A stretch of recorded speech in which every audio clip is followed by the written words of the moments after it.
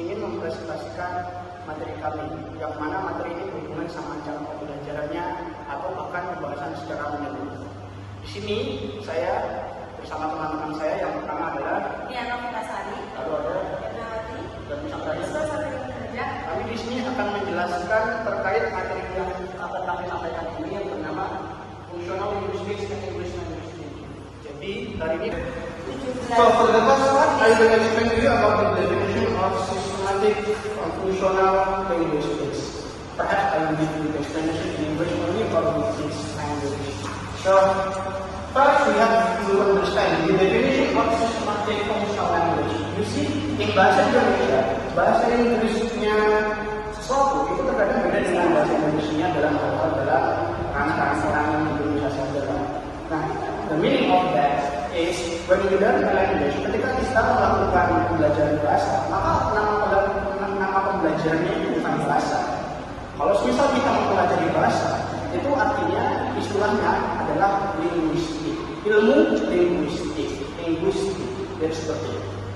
Sementara di sini systematic functional linguistics ini secara bahasa saja sudah dijelaskan bahwa kita akan menyampaikan pembelajaran bahasa yang berfungsi atau fungsional dan mempunyai sistem-sistem yang tertentu. Tentu saja ketika kita membicarakan bagaimana kita bisa menyampaikan ke orang lain mengajari mereka bahasa-bahasa tertentu, kita nggak langsung bicara duduk 1 jam tanpa struktur dan stop, itu salah. Oleh karena itu pembelajaran bahasa harus fungsional dan harus sistematis.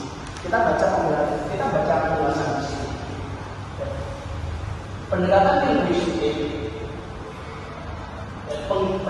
linguistik sebagai alat untuk mengajarkan bahasa dalam segi sosial dan komunikasi. Nah, pendekatan linguistik itu melihat atau memandang bahasa bukan sebagai yang kayak harus ada strukturnya. Bahasa itu tidak hanya yang kayak harus strukturnya ini, tapi untuk membuat sebuah sistem, yang dipengaruhi oleh situasi-situasi tertentu dan konteks-konteks kebudayaan. Cara penjelasannya ini gimana? How can we explain this normally? Well, linguistics is not like we teach the student how hard grammar is. If the students see the English or the language lesson as something hard, then we have taught them wrong. We have to teach them right. We don't have to tell them about what's right and what's wrong in a grammatical issue, but we have to give them explanation about how language or linguistics can give them benefits. Selanjutnya, kita akan mempelajari terkait ini, focus of analysis. Nah, first one is how language is actually used in society. We have to teach the students how language is actually used in society. We have to give them explanation that if you learn language, you can go outside Indonesia. If you learn English, you can go to Australia. If you learn many languages, you can travel the whole world like that. And then number 2 goal is the relationship between text and the social context. When we teach grammar, when we teach the structural context, we have to always give the reason also how to use that in their life. Sometimes when you teach the student like how about when you teach the student everyday phrase, you have to also teach them how to use them when they meet something in real, like that. And then the number 3 goal of teaching the language is the linguistic, is that the function of language will be connection and linguistic minus that ends. The function of the language, including relationship, including intention and we have to teach the student language in linguistic, and we have to teach them that language is useful in building interaction. When they learn how to use English, they will also learn how to interact with people who speak English. And when they learn how to speak English, they have to be always present in the human experience. When they speak English, they have to deliver message. When they speak English, they have to also express their human emotions. Oke, dan selanjutnya adalah konsep fungsional linguistik. Konsep fungsional linguistik itu dibagi menjadi 2. Yang pertama, metafunction of language. Metafunction of language sendiri itu dibagi menjadi 3. Ideational function, interpersonal function, dan textual function. Oke, yang pertama adalah ideasi, yaitu fungsi yang digunakan untuk menyampaikan pengalaman, ide, dan pemikiran kita. Misalnya ketika kita memikirkan sesuatu, kita menceritakan suatu kegiatan kita sehari-hari, menjelaskan peristiwa, dan menyampaikan pendapat kita kepada seseorang. Fungsi ini menunjukkan cara kita memahami sebuah dunia.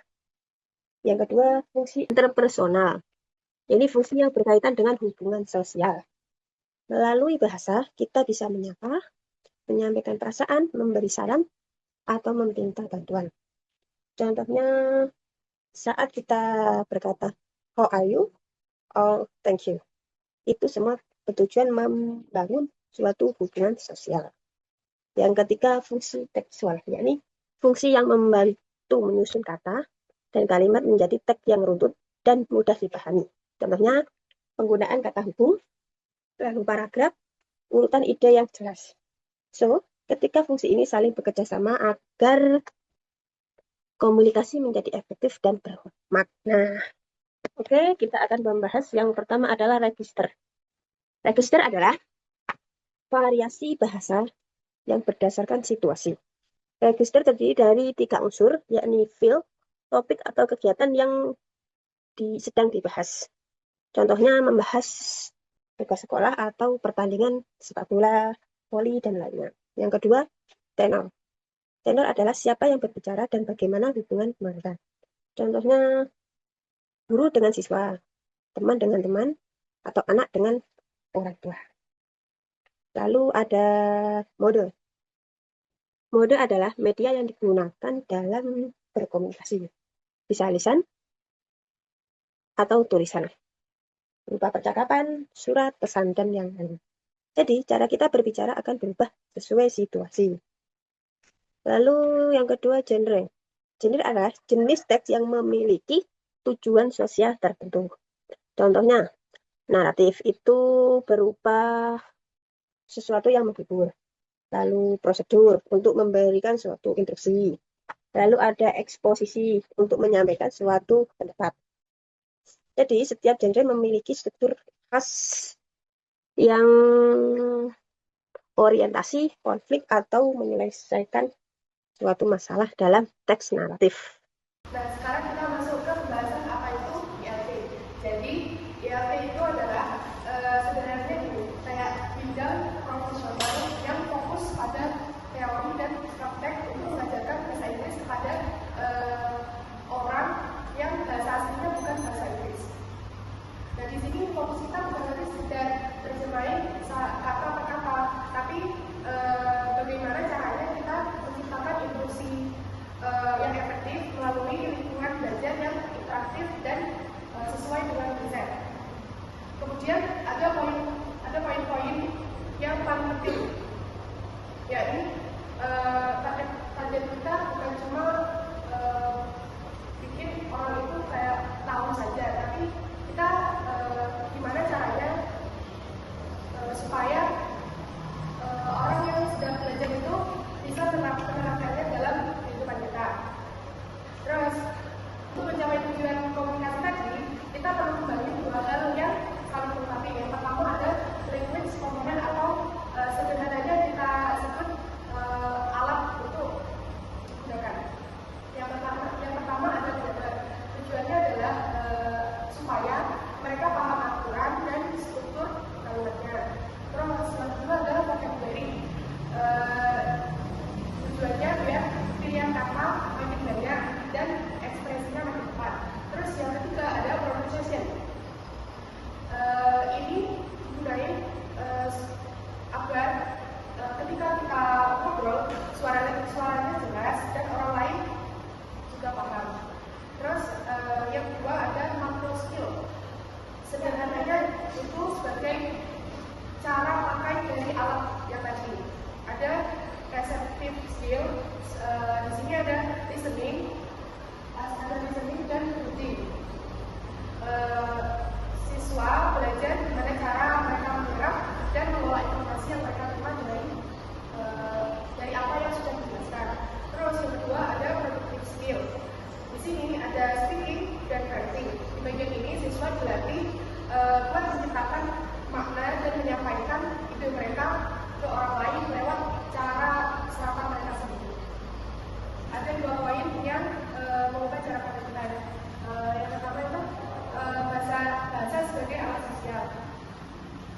bisa fokus utama pembelajarannya bukan lagi sekedar bertanya apakah kalimat ini sudah sesuai dengan rumus, tapi kita mulainya dari apakah kalimat ini sudah efektif di kehidupan nyata.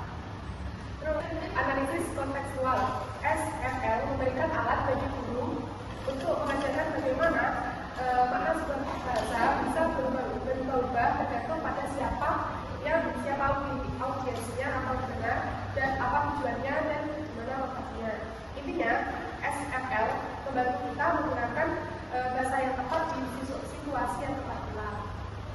Okay, next. In here, I will explain about benefits of functional linguistic methodology. Ada impact for learners and impact for teachers. For the first, learners ada in understanding of language use. So, di sini siswa tidak hanya tidak hanya memorize of formulas, jadi mereka akan memahami bagaimana kata tertentu digunakan dalam situasi tertentu. Jadi mereka understand about context. The second, enhance writing and speaking, because in here focus on functional. So mahasiswa akan menjadi lebih terampil dalam menyusun kalimat yang tepat, entah itu untuk presentasi maupun esai. And the third, critical text analysis. Jadi, students are able to see the hidden message behind the text. Jadi, siswa akan memahami makna yang tersembunyi pada sebuah teks. And mereka mampu menganalisis bagaimana penulis influence the readers their choice of words. Next, impact for teachers. For the first, design meaningful design. Teachers no longer teach grammar in isolation. Jadi setiap pelajaran dirancang untuk sesuai pada kebutuhan nyata. For the second, integrating grammar and skills. Jadi teachers can incorporate grammar teaching directly into the speaking exercise. Jadi guru dapat mengintegrasikan pengajaran tata bahasa masuk ke dalam latihan membaca atau berbicara. Jadi grammar ini bukan suatu hambatan. Yeah, next. Di sini ada challenge in applied functional linguistics. Meskipun tadi ada ada impact for learners and teachers. Di sini juga ada beberapa challenge. Three challenge. For the first, concept of complexity for beginners.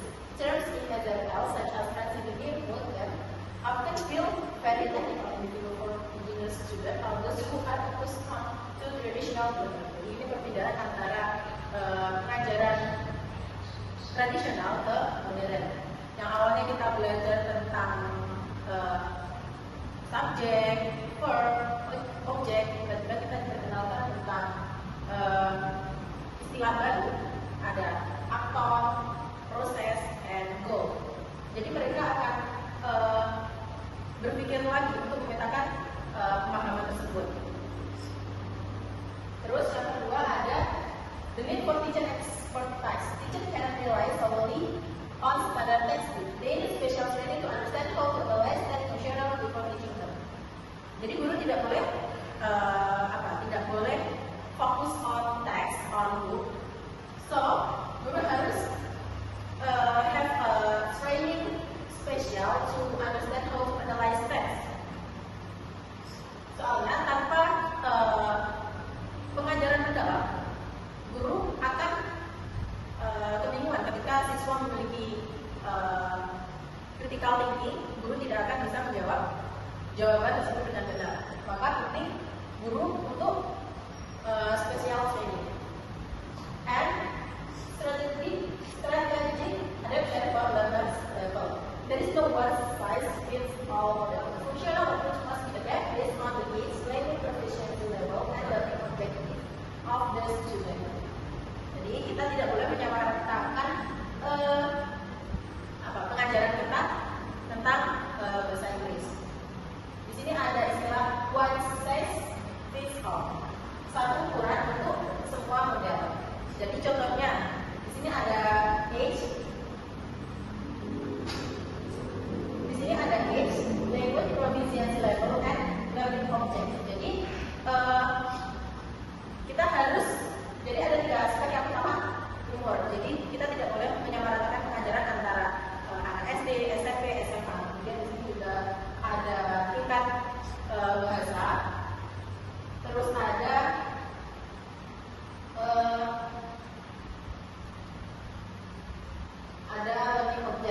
Jadi intinya kita tidak boleh menyamaratakan sebuah pengajaran.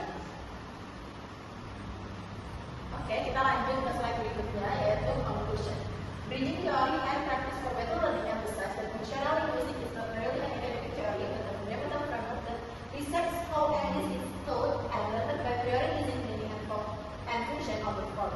Language is understood not simply as grammatically correct structure, but as a research for convey appropriate message in appropriate context, making system functional linguistic or SFL highly relevant to ELP or English language teaching, as it offers educators a practical way to bridge the gap between grammatical knowledge and real cognitive competence.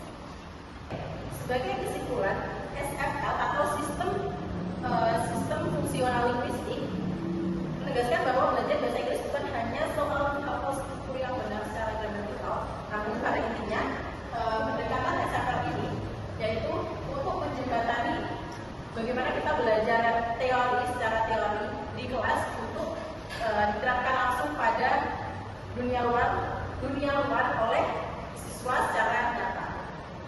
Oke, sekian dari saya.